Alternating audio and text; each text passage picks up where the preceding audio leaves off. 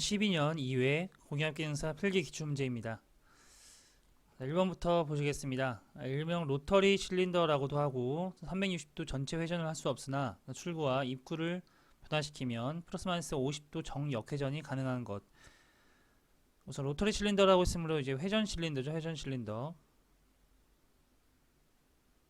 회전 모터죠. 로터 실린더라고 하는 것은 요동 모터를 이제 일명 로터리 실린더라고 하는데요. 이 용어를 몰랐다라고 하더라도 이 회전을 전체를 할 수 없다는 것에서 이제 힌트를 좀 얻으셨을 것 같습니다. 이 요동이라고 하는 것이 이제 회전을 전체 회전하는 것이 아니라 일정한 각도만 이제 회전을 한다는 거죠. 제한이 된다는 거죠.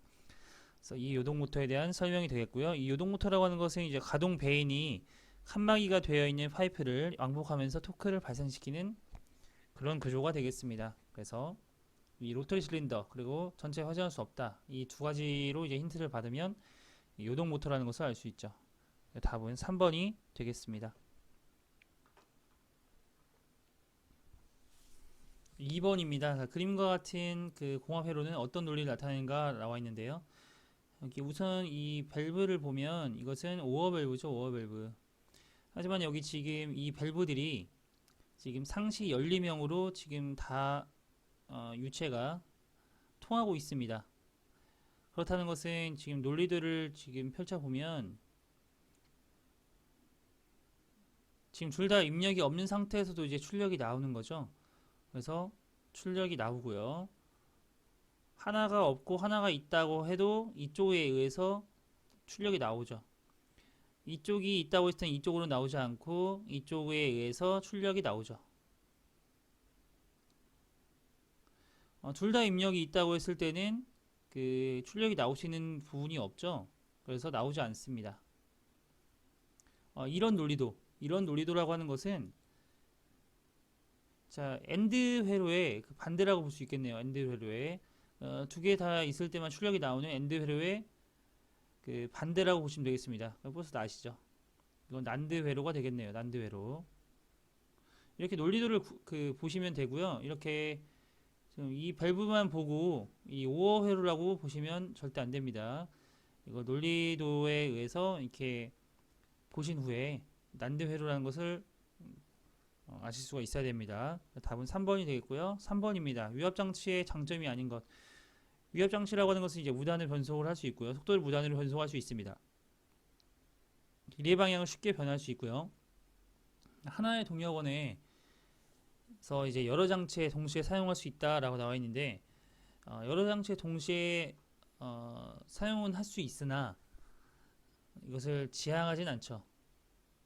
그래서 보통은 이렇게 사용하지 않습니다. 그래서 이것은 유압장치의 장점이 아닙니다. 답은 4번이 되겠습니다. 가장 적절치 않은 것으로 볼 수 있죠.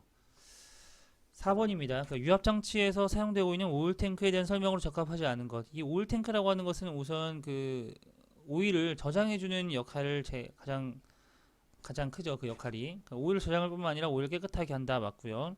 오일탱크의 용량은 장치 내 작동률을 모두 저장하지 않아도 되므로 사용 압력, 냉각장치 유무에 관계없이 가능한 한 작은 것을 사용한다. 나와 있는데 오일탱크의 용량은요, 운전 중지된 장치 내 작동률과 복귀에도 지장 없을 만큼 적당한 크기를 가져야 됩니다.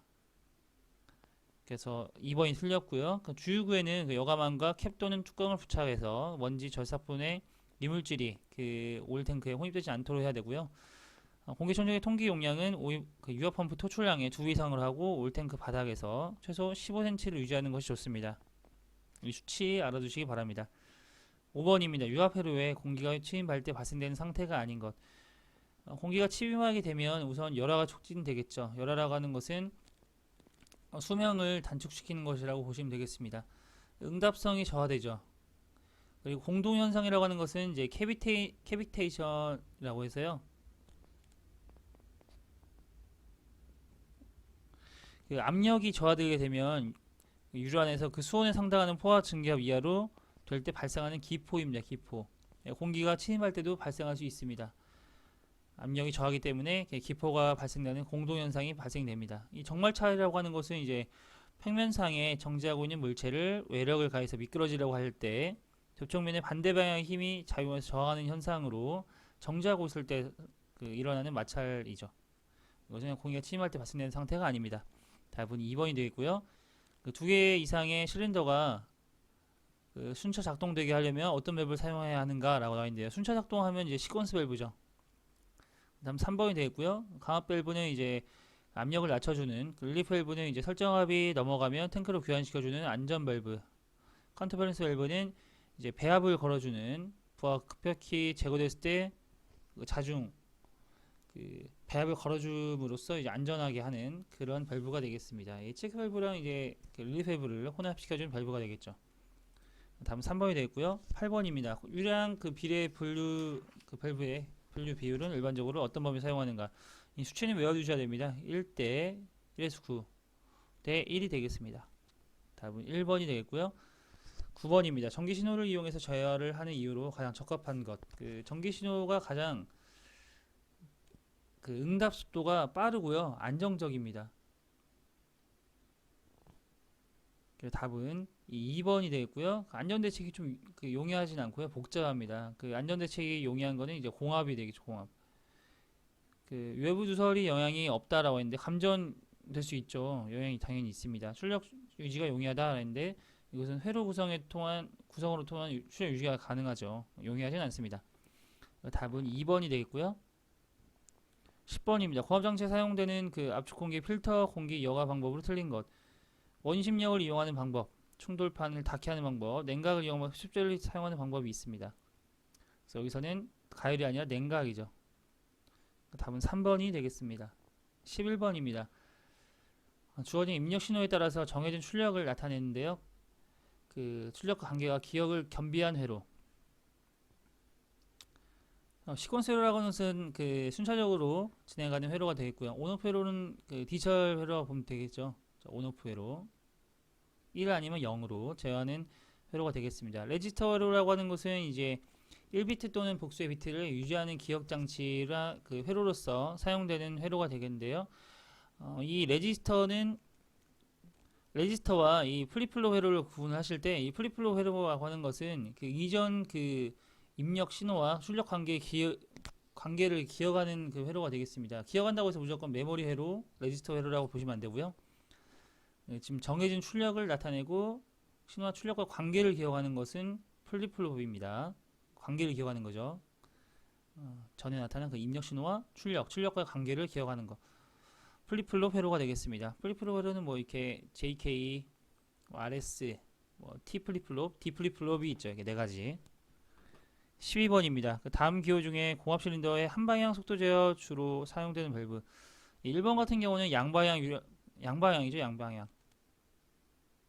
교축 밸브.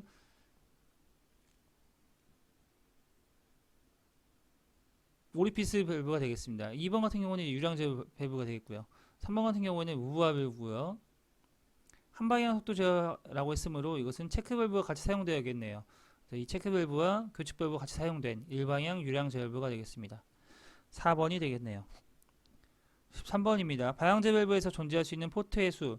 포트의 수라고 하는 것은 최소 입구와 출구가 있어야 됩니다. 그럼 최소 2개 이상이 돼야겠죠. 그래서 2포트,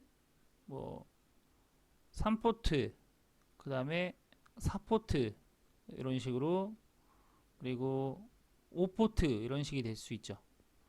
2개 이상, 최소 2개 이상 돼야 되므로 1개가 있을 수는 없습니다. 들어왔으면 나가는 게 있어야 되니까요. 다음은 1번이 되겠고요. 14번입니다. 위압류에서 온도 변화에 따른 점도의 변화. 온도에 따른 변화는 점도지수죠. 점도지수가 낮다는 것은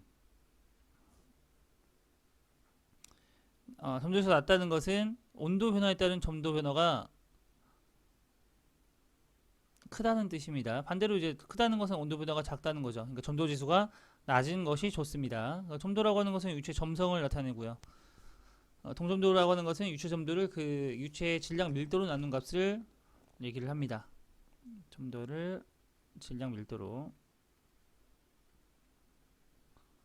15번입니다. 유량제 밸브를 실린더의 입구 축에 설치한 회로로서 유압 액추에이터에 유입하는 유량을 제어하는 방식. 지금 액추에이터에 유입하는 유량을 제어한다고 했습니다. 여기 유입하는 유량을 제어하는 것은 미터인 회로죠. 그리고 배기 되는, 그러니까 배출되는 유량을 제어하는 것이 미터 아웃이고요. 블리드 오프 회로라고 하는 것은 여기 실린더 액추에이터에 들어가는 그 관로에서 분기해가지고 분기해서 바이패스 관로를 설치하는 것이 블리드 오프 회로죠. 여기서는 제어한다고 했으므로 4번이 되겠습니다. 16번입니다. 다음의 기호는 무엇이라고 하는가? 온딜레이 타이머와 그 오프 딜레이 타이머는요. 온딜레이 타이머 이렇게 대각선으로 나타내고요. 온딜레이 타이머, 오프 딜레이 타이머는 이렇게 색이 칠해 있는 기호로 나타냅니다. 온딜레이 타이머는 이제 한시 동작이 됐고요. 순시 복귀. 그러니까 내가 설정한 시간만큼 지연된 시간이 지난 후에 동작을 하는 거고, 순시 복귀죠. 바로 복귀를 하는 타이머가 되겠습니다. 오프 딜레이 타이머 같은 경우는 이제 순시 동작, 입력 신호가 들어가면 바로 동작을 하고, 내가 설정한 시간 뒤에 복귀를 하는 그런 타이머가 되겠습니다. 여기서는 기호는 이제 오프 딜레이 타이머죠. 답은 2번이 되겠습니다. 17번입니다. 증압기에 대한 설명으로 가장 적합한 것. 유압을 공압으로 변환하고요. 낮은 압력에 유압을 공압으로 변환하는 것은 이제 공유압 변환기죠. 공유압 변환기. 낮은 압력의 압축 공기를 사용해서 소형 그 유압 실린더 압력을 고압으로 변한다. 압력을 높여주는 증압기에 대한 설명이 되겠습니다. 답은 2번이 되겠고요. 18번입니다. 유압 밸브 중에서 파일럿포가 있어서 파일럿 압력을 이용한 주스프를 작동시키는 것. 이 직동형 릴리프 밸브라고 하는 것은 피스톤을 스프링 힘으로 조정하는 거고요. 평형 피스톤형 릴리프 밸브는 피스톤을 파일럿 밸브 압력으로 조정하는 겁니다. 파일럿 밸브 압력으로 조정한다는 것은 공기압으로 한다는 거죠. 공기압. 그래서 여기서는 파일럿 압력을 이용하는 거 평형 피스톤형 릴리프 밸브가 되겠습니다. 19번입니다. 공압 실린더가 운동할 때 낼 수 있는 힘을 나타낸 식. 압력은 그 단면적 분의 힘이므로 힘은 그 단면적 곱하기 압력이 되겠네요. 답은 1번이 되겠습니다. 20번입니다. 다음 기기들의 설명 중 틀린 것. 실린더는 유압 에너지를 기계적 에너지로 직선 그 운동 에너지로 바꿔주는 거고요. 체크 밸브는 양방향으로 흐르는 것이 아니라 한 방향으로만 흐르게 하는 역류를 방지하는 밸브가 되겠습니다. 체크 밸브의 기호가 이렇게 됐었죠. 이렇게 이쪽으로는 흐르고 이쪽으로는 흐를 수 없는 밸브가 되겠습니다. 체크 밸브는 유체를 정지 또는 흐르게 하는 기능을 하고요. 릴리프 밸브는 과도하게 높아지는 것을 방지하는 안전 밸브로 사용되는 밸브입니다. 답은 2번이 되겠습니다. 21번입니다. 다음 기호의 명칭으로 맞는 것. 버튼식이죠. 이게 버튼식. 페달은 이렇게 나타내고요. 레버는 롤러를 이렇게 나타내죠. 21번에서 나타내는 것은 버튼이 되겠습니다. 22번입니다. 습기 있는 그 압축 공기가 실리카 겔, 활성 알루미나 등의 건조제, 고체 흡착제를 사용하는 거죠. 이것은 그 흡착식 에어드라이어가 되겠습니다. 흡착식 에어드라이어가 그 고체 흡착제를 사용하는데 이 고체 흡착제가 실리카겔과 활성 알루미나 등을 사용을 합니다. 그래서 흡착식이 되겠고요. 흡수식이라는 것은 건조제를 사용하는 거죠. 건조제. 답은 1번이 되겠습니다. 22번입니다. 이런 기호는 어떤 것을 뜻하냐는 그 문제인데요. 연속적으로 공기를 빼는 경우는요, 이렇게 화살표 방향으로 이렇게 나와 있습니다. 어느 시기에 빼고 닫는 것은 이렇게. 그리고 체크밸브를 이용한 것은 그 내가 원할 때 열었다가 빼는 그런 경우가 되겠습니다. 여기서는 어느 시기에 빼고 남은 시간 닫아놓는 경우가 되겠네요. 답은 2번이 되겠습니다. 24번입니다. 공압 단동 실린더의 설명을 틀린 것. 공압 단동 실린더라고 하는 것은 그 위치가 들어가는 곳이 한 곳이죠. 그리고 나가는 방향이 있고요. 그리고 스프링에 의해서 복귀하는 실린더가 되겠습니다. 스프링이 내장된 형식이 일반적이고요. 클램핑, 프레싱, 이젝팅 용도로 사용됩니다. 행정거리는 복동 실린더보다 짧은 것이 일반적이고요. 그 공기 소모량은 복동 실린더보다 많다고 했는데 공기 소유량이 그 적죠. 왜냐하면 그 돌아오는 것은 스프링에서 돌아오기 때문에 공기가 소모 그때 되지 않습니다. 복귀할 때는 소모되지 않기 때문에 그 복동 실린더보다 적죠. 복동 실린더는 이제 전진할 때도 공기가 사용되고 후진할 때도 공기가 사용되는데 단동 실린더는 복귀할 때는 스프링에서 복귀하니까 복귀할 때는 사용되지 않으므로 4번이 맞겠네요. 25번입니다. 급속 배기밸브의 설명으로 적합한 것. 급속 배기밸브라고 하는 것은 그 운동 속도를 빠르게 그 배기 속도를 높여줌으로써 운동 속도를 높여주는 데 사용되는 밸브죠. 답은 2번이 되겠습니다. 26번 보시겠습니다. 수냉식 오일 쿨러의 장점이 아닌 것. 수냉식 오일 쿨러는요, 소형으로 냉각 능력이 굉장히 크고요, 소음이 적고 저는 유온 조정이 가능합니다. 냉각수 설비가 요구되는 단점이 있고요. 기름 중에 물이 혼입될 유류가 있습니다. 여기서는 뭐 소형으로 냉각이 크다, 소음이 적다, 자동 유온 조정 가능하다. 냉각수 설비가 요구된다는 장점이 아닌 단점이죠. 단점. 답은 4번이 되겠습니다. 27번입니다. 압력제 밸브의 핸들을 돌렸을 때 회전각에 따라서 공기압력이 원활하게 변하는 특성. 여기서는 그 압력 조정 특성이라고 하는 것은 핸들을 돌렸을 때 회전각에 따라서 공기압력이 원활하게 변하는 특성을 압력 조정이라고 하고요. 문제에서 물어보는 특성이었죠. 답은 1번이 되겠고, 유량 특성이라고 하는 건 2차치 유료를 졸여서 유량이 0인 상태에서 그 공기압력을 설정한 후에 2차치 유량을 서서히 증가시키면 2차치 압력이 서서히 저하되는 특성이 되겠습니다. 제한 특성이라는 것은 1차측 공기압력을 일정 공기압으로 설정하고 2차측 조정할 때 설정 압력의 변동 상태를 확인하는 것을 제한성 특성이라고 하고요. 릴리프 특성이라고 하는 것은 이제 2차측 공기를 압력을 그 외부에서 상승시켰을 때 릴리프 구멍에서 배기되는 고압의 압력 특성을 얘기합니다. 이 압력제 밸브의 특성 이렇게 6가지 알아두시기 바랍니다. 28번입니다. 보의 샤를의 법칙에서 공기의 기체 상수로 맞는 것. 이 수치는 알아두셔야 되는데요. 29.27입니다. 29.27 kg 중 미터 퍼 kg 중 켈빈 온도가 되겠습니다. 답은 2번이 되겠습니다. 29번입니다. 다음 중 일반 산업 분야의 기계에서 사용하는 압축 공기 압력을 가장 적당한 것. 이것은 지금 보통 우리가 공압에서 사용되는 것은 우리 실기 시험에서도 마찬가지로 공압은요 0.5메가파스칼 사용하고요, 유압에서는 4메가파스칼을 사용합니다.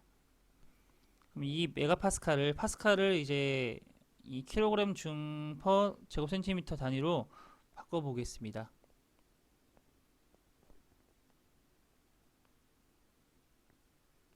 우선 파스칼 단위는요, 1파스칼 단위라고 하는 것은 그 뉴턴 퍼 미터 제곱입니다. 1kg 중이라고 하는 것은 9.8뉴턴이고요. 그 센티미터 단위라고 하는 것은 지금 1미터라고 하는 것은 1cm죠. 1cm 곱하기 10의 제곱, 그러니까 100cm죠. 그래서 이것을 제곱을 하게 되면 그 1m 제곱은 그 10의 4제곱 센티미터 제곱이 됩니다. 그러면 이걸 단위를 맞춰주게 되려면 여기서 50에서 70이라고 했으므로 70 곱하기 계산 편의상 9.8뉴턴은 이제 10을 곱해주고요. 그럼 뉴턴이 되죠. 그리고 센티미터 제곱은 1cm 제곱은 10의 마이너스 4승 미터 제곱이 되기 때문에 여기서는 10의 4승을 곱해주면 되겠죠.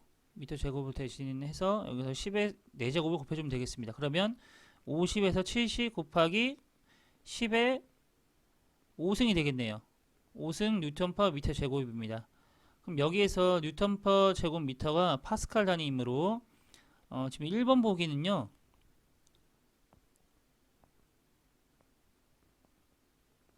(1번) 보기는 50에서 70 10의 5승이라고 했으므로 그 5 곱하기 10의 6승이 되겠네요. 그러면 이게 10의 6승이 메가파스칼, 메가죠, 메가. 그러니까 5메가파스칼이 되겠네요. 그러면 이거 1번이 나타내는 것은 5메가파스칼이 되겠습니다. 5에서 7메가파스칼. 근데 지금 공압으로 보통은 0.5메가파스칼 사용한다고 했죠. 그래서 1번은 틀렸습니다. 그 500에서 700kPa라고 했는데 여기서는 10의 3승이죠. 여기서는 500이라고 쓰면 10의 2승, 5의 5 곱하기 10의 5승이 되겠네요. 그럼 이것은 10의 6승이 메가파스칼이 되기 때문에 이것은 0.5 메가파스칼에서 0.7 메가파스칼이 되겠네요. 그럼 2번이 맞겠죠. 이 바라고 하는 것은 그 1바라고 하는 것은 10의 5승 파스칼입니다. 그러면 500에서 700 바라고 있으므로 자, 5 곱하기 10의 5승이었죠. 10의 7승 R이 좀 빠졌네요. 지금 500에서 700 바라고 했으므로 이것은 10의 5승입니다. 그럼 10의 5 곱하기 10의 7승이죠. 그러면 3번이라고 하는 것은 50에서 70 메가파스칼입니다. 그래서 4번은 50에서 70 파스칼이니까 굉장히 작은 단위죠. 그래서 3번도 맞지 않습니다. 4번도 맞지 않고요. 답은 2번이 되겠고요. 이것은 우선 일반적으로 사용하는 그 메가파스칼 단위, 압력 단위를 아셔야 되고요. 0.5와 3메가파스칼을 일반적으로 사용한다는 것을 아셔야 됩니다. 그리고 단위 환산도 하실 줄 알아야 풀 수 있는 문제가 되겠네요. 답은 2번이었고요. 30번입니다. 기계 효율을 설명한 것으로 맞는 것. 그 기계 효율이라고 하는 것은요, 기계에서 일을 하기 위해서 발생하는 힘 중에 몇 퍼센트의 그 힘이 실제로 이용되는지 알려주는 값입니다. 축 동력분의 축 동력 마이너스 손실을 빼주면 되겠죠. 이거 관련된 건 구동 장치로부터 받은 동력에 비해서 홈프가 위험에 준 이력 동력의 비로 보시면 되겠습니다. 답은 2번이 되겠습니다.